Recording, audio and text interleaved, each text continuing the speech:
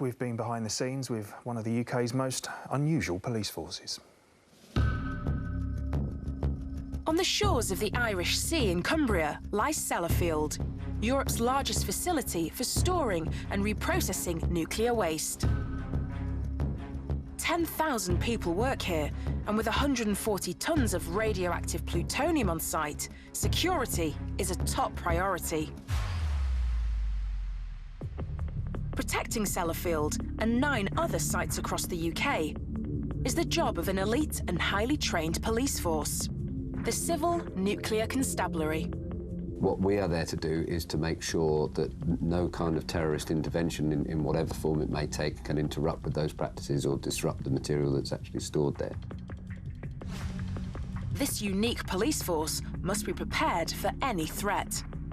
All of our frontline officers are trained as authorised firearms officers, so they undertake a variety of skills in terms of the tactics that they use, in terms of the weapons that they use. With the UK's current threat level from terrorism classed as severe, officers at Sellafield aren't taking any chances. As you can see, we've got a VCP here. That's a vehicle checkpoint. We've got officers stopping vehicles, engaging with members of the public, also utilising our detect capability with our sniffer dogs. You can see that we have authorised firearms officers assisting with that as well. Today, Alicia Margerson is on duty outside the 6 square kilometre site. So at the moment we're conducting external patrol, looking for any suspicious activity. Being an authorised firearms officer, I'm also a tactical care officer and I'm an operational firearms commander. The Civil Nuclear Constabulary, or CNC, has more female firearms officers than any other UK police force.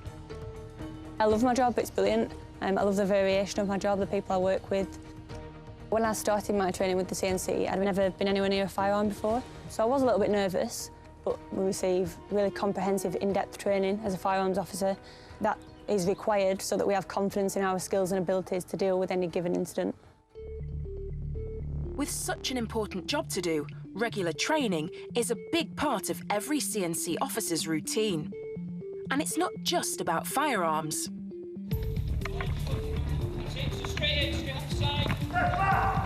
They also train in close-range combat and the use of non-lethal deterrents like tasers. Good stuff. So on this one, we're going to start moving things up a bit now, so subjects, you can start moving a bit quicker, putting a little bit of pressure on the officers. Learning how to disarm a potential terrorist is a scenario officers practice regularly.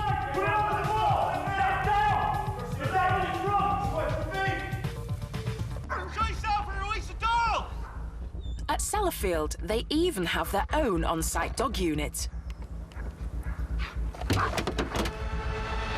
where canine recruits learn to sniff out suspects and stop them in their tracks.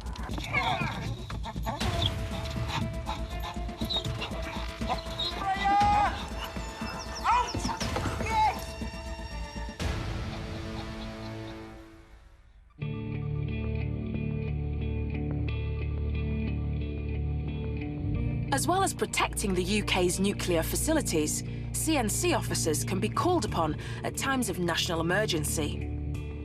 Last year, after a series of terrorist attacks, more than 450 CNC firearms officers were deployed to help police colleagues across the UK. You get the terrible events, the likes of which happened in London last year and in Manchester. In those circumstances, what we then do is we release as many armed police officers as we can to support that national effort, but without compromising our core role of protecting the civil nuclear estate. Around a quarter of the UK's energy comes from nuclear power. That's due to rise to a third by 2035 as new plants are constructed. So the Civil Nuclear Constabulary is likely to be busier than ever, protecting our communities. Our officers need to be vigilant at all times, but we are always grateful for having the eyes and ears of the general public, particularly the people who live and conduct their normal working lives either on or around the areas of the sites that we police. and any information that they can give us is always very gratefully received. Great stuff. Right, lots more.